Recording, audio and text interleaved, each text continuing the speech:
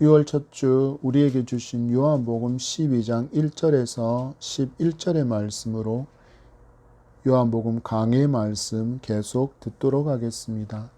예배가 잔치의 기쁨이 되는 성도. 여러분, 나사로의 부활 믿어지십니까? 죽어서 냄새가 나던 그 시체인 나사로가 예수 그리스도의 음성 앞에 순종하여서 배를 동인 채로 얼굴에 수건을 감싸고 있는 채로 걸어서 나오는 그 모습, 우리는 진정 그 부활의 사건을 믿고 있습니까? 또한 거기에 더해서 예수 그리스도께서 부활하신 것처럼 믿음으로 살아가는 성도는 마지막 날에 부활하게 될 것을 또한 믿습니까? 여러분, 이 부활은 너무나도 중요한 문제입니다. 왜냐하면 이 부활은 기독교 신앙의 핵심이기 때문입니다. 전제를 해서 만약에 부활이 없다면 기독교 신앙은 마치 거품에 불과합니다. 기독교의 전제는 이렇게 흐를 것입니다. 예수는 죄 때문에 죽었다. 그리고는 아무것도 없습니다. 예수 그리스도의 부활이 없다면 예수 그리스도는 죄 때문에 죽었다라고 기독교가 끝나버릴 것이기 때문입니다. 그렇다면 우리는 어떤 상황 가운데 있을까요? 우리는 여전히 마귀가 사용하는 강력한 그 죽음의 권세 아래에 눌려서 어둠의 일에 동참하는 아주 비참한 인생을 살고 있을 것입니다. 그러나 나사로를 살리신 주님께서 선언하신 것처럼 나는 부활이요 생명이니 나를 믿는 자는 죽어도 살겠고 무릇 살아서 나를 믿는 자는 영원히 죽지 아니하리라 말씀하신 이 부활의 주님의 음성을 믿는 믿음으로 성도 또한 부활을 얻게 됩니다. 예수께서 죽음을 깨고 살아나시자 그 죄와 사망의 모든 권세가 깨져버렸습니다. 그래서 예수 그리스도를 구주로 믿는 성도에게도 더 이상 죽음과 죄와 사망을 인한 두려움은 이제 없다라는 것을 성도는 분명히 기억해야 합니다. 이것이 이 부활의 소망과 이 부활이 우리에게 믿어지지 않으면 우리는 여전히 그 죄로 말미암아 우리에게 주어질 그 죽음을 두려워하는 인생으로 살아갈 수밖에 없습니다. 그래서 하나님을 섬길 때도 이렇게 하면 내가 손해를 입을까, 혹은 내가 죽을까, 혹은 내가 다칠까 하는 그 염려와 근심과 걱정 가운데 살아갈 수밖에 없다라는 것입니다. 그러나 우리에게 예수 그리스도의 부활을 믿는 그 믿음이, 그 소망이 있으면 더 이상 죄와 사망은 우리의 두려움이 대상이 되지 않습니다. 성도 역시 믿음으로 말미암아 주님께서 부활하신 것처럼 또한 부활하게 될 것을 믿기 때문입니다. 이렇게나 많은 목격자가 있는 이 나사로의 부활을 들은 사람들이 이 부활의 사건 자체를 아예 지워버리려고 하는 패악한 모습을 보여주고 있습니다. 그들의 정체가 누구입니까? 바로 종교 지도자들과 유대인들이 그들입니다.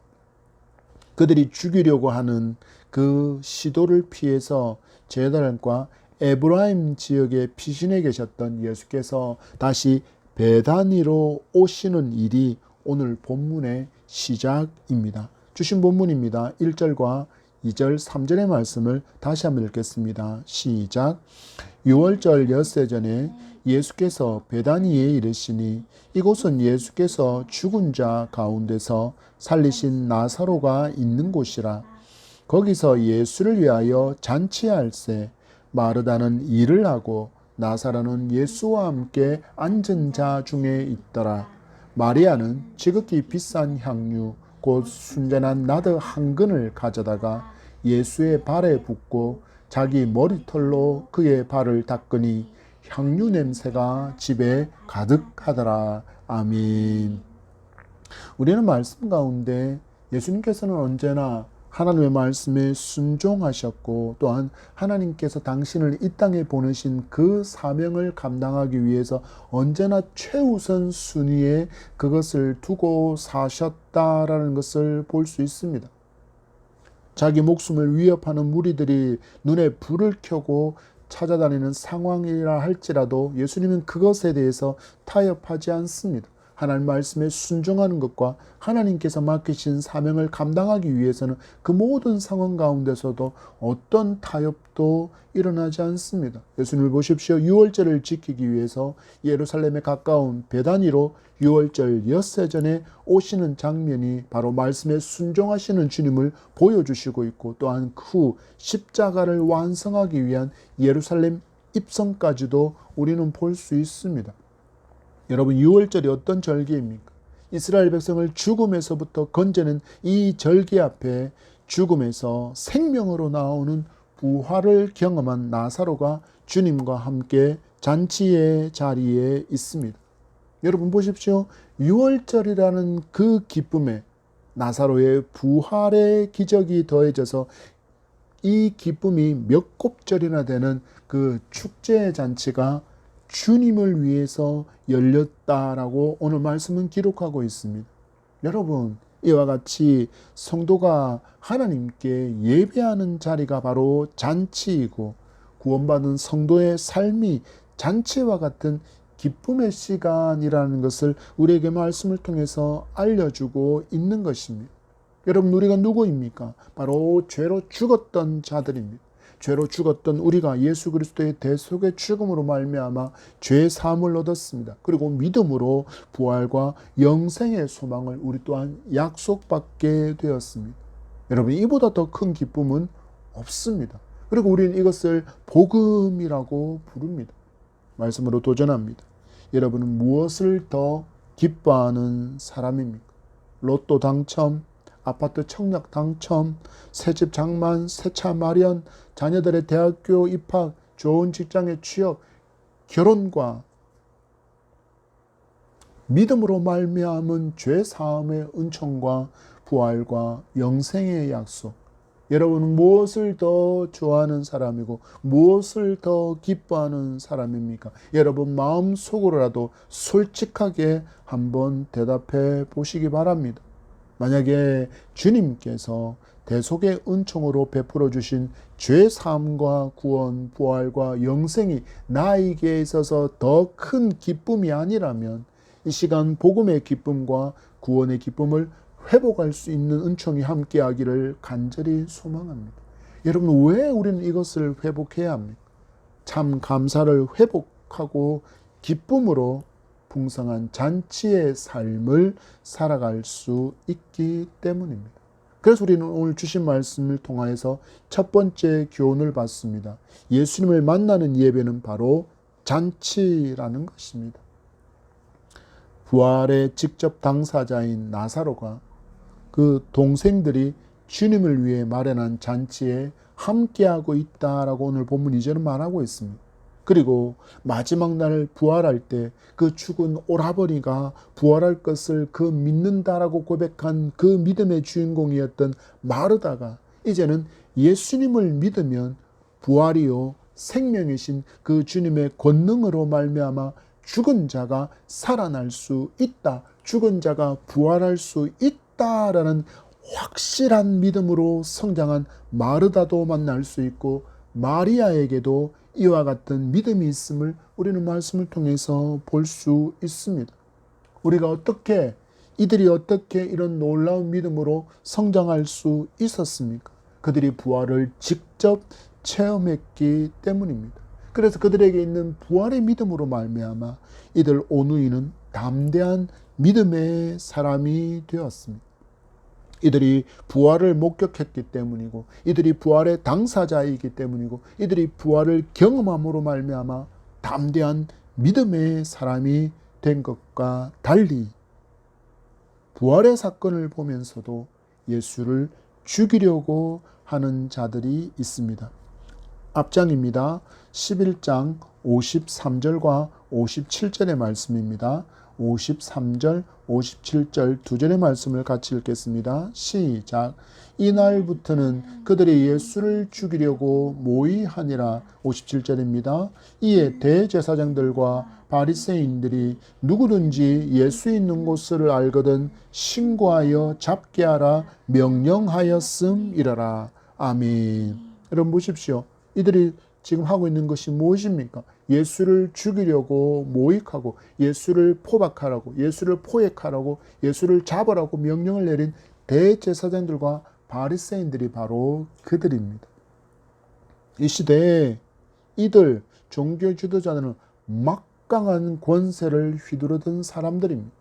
그러나 그들의 얼음장에도 전혀 두려움 없이 반응하는 나사로와 마르다 그리고 마리아를 보십시오. 그들에게 이처럼 놀라운 담대함이 생기게 된 것은 그들의 마음에 부활과 생명의 주님으로 가득히 채워졌기 때문입니다. 그들의 행동을 보십시오. 예수께서 베다니에 오신 것을 알고는 모든 사람이 알 수 있도록 주님을 위해서 잔치를 엽니다. 우리가 앞장 57절에 보지 않습니까? 신고하여 잡게 하라 명령하였다. 신고하여 잡게 하라 명령하였다. 누구든지 예수 있는 곳을 알거든 신고하여 잡게 하라. 이것이 종교 지도자들이 백성들에게 내려놓은 명령이었다라고 이야기합니다. 곧 지금 나사로와 마르다와 마리아는 예수님께서 베다니에 있다라는 것을 종교 지도자들에게 먼저 신고해야 하는데 그것은 전혀 개의치 않고 예수 그리스도를 위하여 잔치를 열고 있다라는 것입니다. 성도에게 부활의 믿음이 있으면 죽음도 이제 두려움의 이유가 되지 못합니다. 요한계시록을 기록한 요한을 제외하고는 사도 바울을 포함한 11명의 사도는 모두 순교했습니다. 이 사도들의 순교 열전을 보면 모두 하나같이 죽음 앞에서도 당당했습니다. 어떻게 이들은 죽음 앞에서 이토록 당당할 수 있었을까요? 이유는 단순합니다. 그들은 부활하신 주님을 만났기 때문이고 그 부활의 주님을 믿었기 때문이고 나아가 자기들도 믿음으로 말미암아 부활할 것을 확신했기 때문입니다.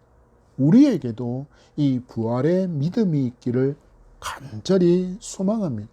그러면 예수께서 부활하실 날을 기념하는 이 예배가 여러분 잔치가 되는 그 놀라움이 우리의 마음속에 일어날 줄 믿습니다.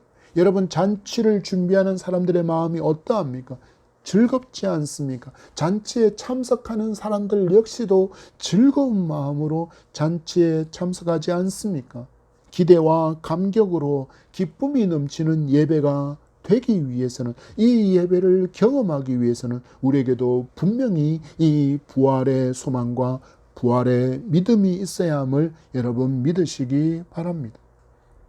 그리고 여기에 더해서 마리아처럼 주님께 잔치를 베풀어 드리고도 가장 귀한 것을 더 드리고 싶은 마음으로 또한 가득하게 채워지는 놀라움을 경험하게 될 줄 믿습니다. 3절의 말씀을 다시 읽겠습니다. 시작.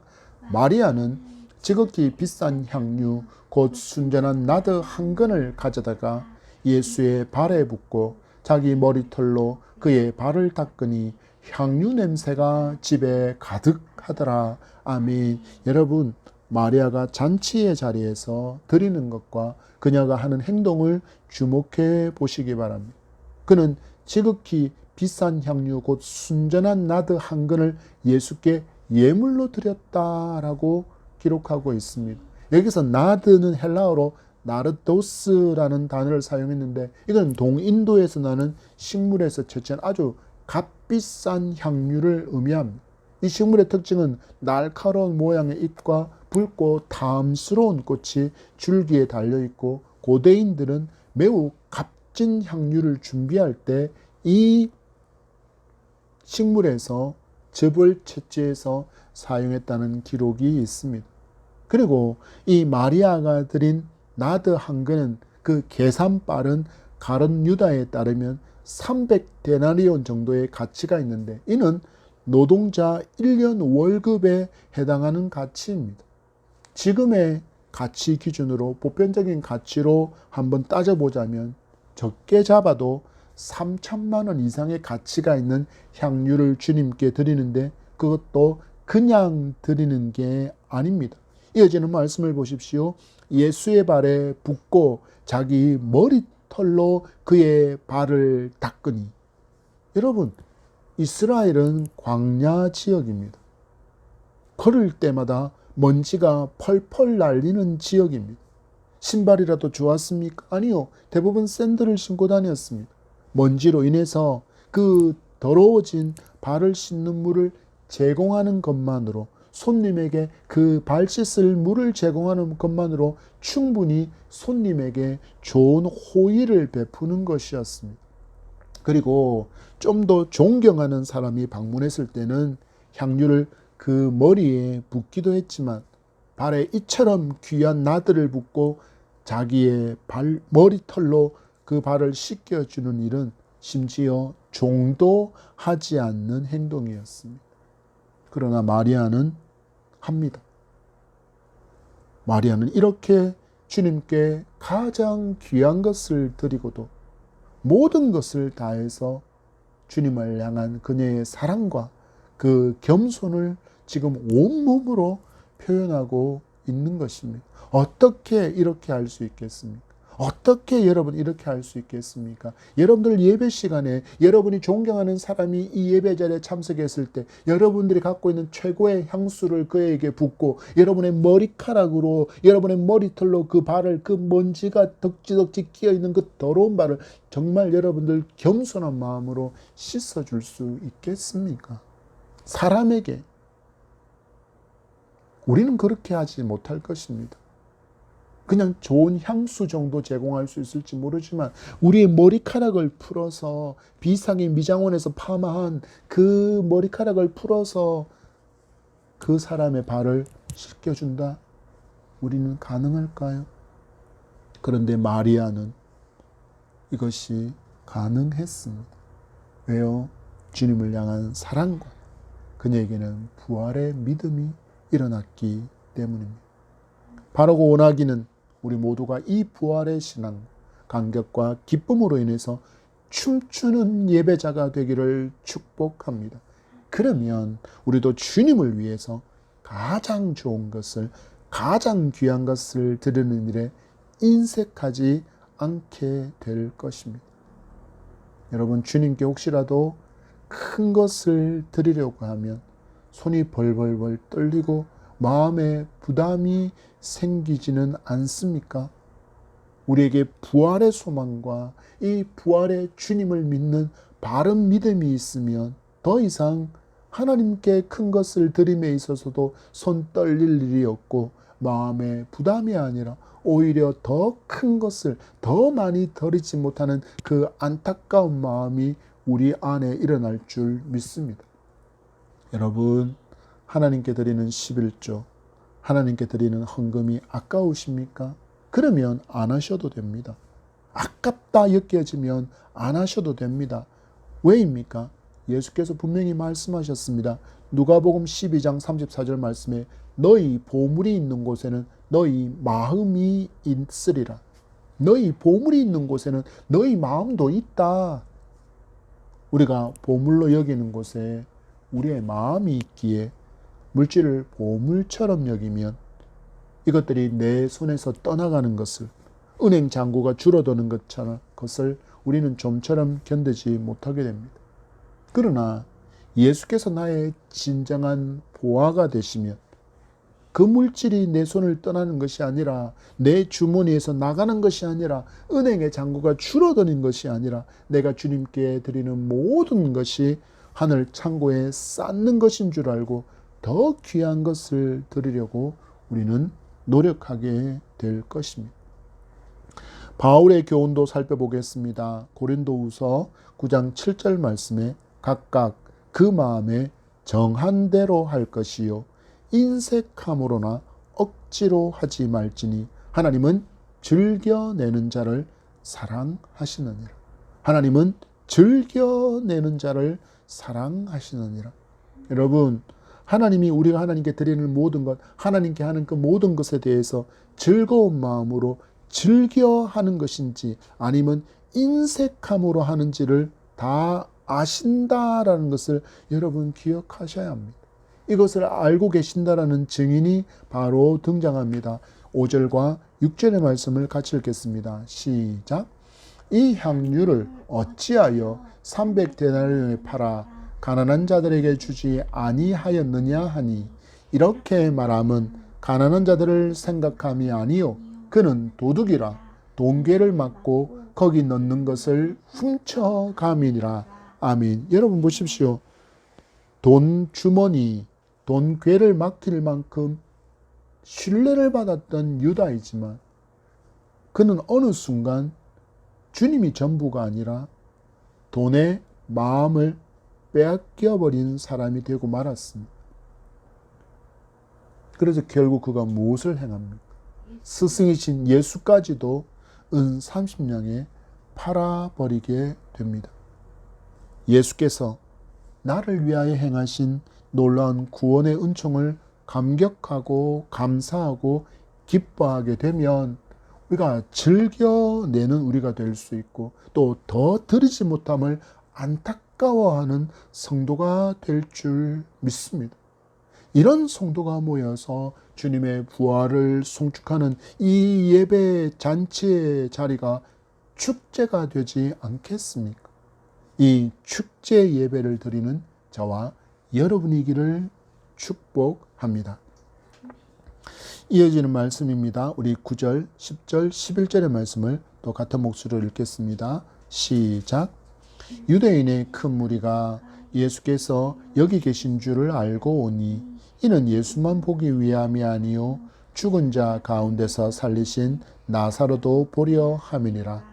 대제사장들이 나사로까지 죽이려고 모이하니 나사로 때문에 많은 유대인이 가서 예수를 믿음이러라. 아멘. 우리는 본문을 통해서 받을 두 번째 교훈은 잔치에 참석해 있다고 해서 다 구원받은 성도가 아니라는 것입니다. 여러분, 이 진리를 알게 되면 우리는 왜 교회 안에 그토록 많은 분쟁과 분란과 다툼이 많은지, 그리고 나를 찌르는 가시와 같은 날카로운 혀를 가진 사람이 많은지를 우리는 충분히 이해할 수 있습니다. 예수께서 행하신 기적의 부활로 되살아난 그 나사로가 있는 곳에 다시 예수께서 오셨다라는 그 소문과 함께 삽시간의 주변 지역으로 예수가 오셨대, 예수가 오셨대, 부활을 행하신 예수가 오셨대라는 소문이 막 퍼져나갔습니다. 그리고는 큰 무리가 부활로 살리신 나사로와 그 부활을 행하신 주님을 보려고 왔다라고 기록하고 있습니다. 그렇다면 우리 한번 생각해 봅시다. 그들이 온 이유가 무엇입니까? 믿기 위해서 그들이 왔습니까? 아니면 놀라운 일, 그 놀라운 소문의 진위를 확인하고 이 신기한 일을 경험한 나사로와 그 기적을 행하신 예수를 구경하기 위함일까요? 여러분, 후자에 더 가깝지 않을까요? 왜냐하면 성경이 부활한 나사로와 부활을 행하신 예수 그리스도를 보고 그들이 믿었다라고 어떤 말도 이어가고 있지 않기 때문입니다. 죽은 지 나흘이 지나 썩은 시체인 사람이 다시 살아났다라는 부활의 소식은 마치 거대한 해일처럼 이스라엘 전역으로 퍼져나갔을 것입니다. 그러나 그 소문의 실체를 파악하러 온 사람들이 부활의 당사자인 나사로와 부활의 주인이신 예수를 보면서도 그들은 믿으려고 하지 않습니다. 어떤 사람들인가요? 축제 자리에 와서 축제의 주인이신 예수께서 그 계신 자리에 있으면서도 그들은 마음으로 그 축제에 동참하지 못하는 사람들입니다. 여러분, 더 패악한 무리도 있습니다. 심지어 나사로를 죽이려고 하고 예수를 죽이려고 하는 종교 지도자들이 바로 그들입니다. 그들이 왜 나사로와 예수 그리스도를 죽이려고 하는 것입니까? 우리 지난주에 살펴본 것처럼 그들이 가지고 있던 그릇된 메시아관 때문입니다. 그들은 로마에 대항해서 무장 투쟁하며 독립을 성취할 장군이나 왕으로 오실 메시아만을 기대하고 있었기에 그 부활을 행하신 예수의 인기가 점점점 높아져서 백성들을 선동하고 백성들을 따르게 해서 그들의 손에 칼을 잡아서 무장 봉기를 한다면 다시 로마가 강력한 그 군대와 군사를 앞세우고 유다를 쓸어버리게 될 때 종교 지도자들이 그동안 자기들이 누려왔던 모든 권세와 모든 특권을 잃어버리게 될 것을 두려워하기 때문에 지금 누구를 제거하려고 합니까? 바로 예수 그리스도와 나사로를 제거하려고 합니다. 그들은 분명히 이 축제의 자리에 있으면서도 축제에 전혀 동참하지 못하는 사람들의 모습입니다. 이들을 정확히 진단하는 주님의 음성이 있습니다. 마태복음 22장 14절 말씀에 청함을 받은 자는 많되 택함을 입은 자는 적으니라. 청함을 받은 자는 많되 택함을 입은 자는 적으니라. 잔치에 청함을 받아서 초대장을 받아서 잔치의 자리에는 왔는데 이 잔치에 참석할 준비가 안 된 사람이 너무나도 많다라는 것입니다. 이들의 특징이 무엇입니까? 그들은 예복을 준비하지 않았습니다. 그들은 등과 기름을 준비하지 않았습니다. 여러분, 이런 사람처럼 불쌍한 사람은 없습니다. 복음을 들을 수 있는 자리에 와 있으면서도 복음을 듣기 싫어하고 겸손히 엎드려 복음을 받지도 않습니다. 마치 종교 지도자들처럼 자기만의 복음의 기준을 만들어 두고는 그 기준이 충족되지 않으면 불과 같이 화내고 원망하고 불평하며 그 축제 현장을 떠나가 버리는 사람들이 여러분 얼마나 많습니까? 얼마나 많은 사람들이 교회 문을 넘어와서 교회에 앉았다가 자신의 기대들이 충족되지 않아서 교회를 떠나가 버리고 있습니까? 여러분, 우리 자신을 말씀의 거울에 비추어 보시기 바랍니다. 우리 모두는 오직 복음을 알고 믿기 위해서 이 자리에 있는 성도이기를 소망합니다. 여러분, 우리를 보십시오. 어떤 자격도 없는 나를 위해서 하나님께서 대속의 제물로 독생자를 십자가에 내어주신 이처럼의 사랑에 감사하고 감격하며 기뻐하는 것이 내가 지금 예배하는 이유가 되어야 함을 여러분 믿으시기 바랍니다. 여러분, 예배는 뭔가를 타내기 위한 자리가 아닙니다. 뭔가를 받기 위한 자리가 아니라는 것입니다. 가룟 유다는 주님을 따르는 이유가 무엇이라고 이야기했습니까? 돈괴에서 돈을 훔치기 위해서 지금 주님을 따르는 자가 되었다라고 분명히 성경은 이 가룟 유다의 실체, 그 마음의 현재 상태를 분명히 말하고 있습니다. 여러분, 혹시라도 우리의 마음에 내가 하나님께 이렇게 예배하고 이만큼의 물질을 드리면 30배, 60배, 100배로 갚아주시겠지 하는 그 받기를 기대한 그 마음을 갖고 있다면 내려놓으시기 바랍니다. 먼저 나를 이처럼 사랑해 주신 그 하나님께 내 마음을 드리고 나의 전부를 아낌없이 드리게 되는 우리이기를 간절히 소망합니다. 여러분, 이 드림을 통해서 하나님께서 위로부터 부어주시는 놀라운 은총으로 말미암아 우리는 감격하고 기뻐하며 성령 충만함을 경험하게 될 줄 믿습니다. 여러분, 성도가 이런 믿음을, 이런 은혜를, 이런 놀라운 기쁨을 믿고 경험하게 된다라면 어찌 분란과 분쟁과 다른 사람을 찌르고 다툼을 만드는 그 한가운데 서서 때로는 소문을 눈덩이처럼 부풀리는 삶을 살아갈 수 있겠습니까? 주님 말씀하셨습니다. 마태복음 13장 29절과 30절의 말씀을 제가 읽어드립니다. 아닙니다. 우리 같이 찾아서 한번 읽어보겠습니다. 마태복음 13장 29절과 30절입니다. 시작. 주인이 이르되 가만두라. 가라지를 뽑다가 곡식까지 뽑을까 염려하노라. 둘 다 추수 때까지 함께 자라게 두라. 추수 때에 내가 추수꾼들에게 말하기를 가라지는 먼저 거두어 불사르게 단으로 묶고 곡식은 모아 내 곡간에 넣어라 하리라. 아멘. 여러분, 방금 읽었던 이 마태복음의 말씀에 거울에 나를 비추어 보시기 바랍니다. 나는 가라지에 가까운 존재입니까? 아니면 알곡에 가까운 존재입니까? 여러분 혹시 옛날 농기구 중에 키를 아십니까? 곡식을 까불러서 쭉정이나 티끌을 골라내는 농기구로 앞은 넓고 평평하게, 뒤는 좁고 으긋하게 고리보들 같은 것으로 결여서 만드는 농기구가 바로 키입니다. 겉으로 보기에는 다 알곡 같아 보이지만 알맹이가 전혀 없는 쭉정이도 알곡 사이에 분명히 있는 것입니다.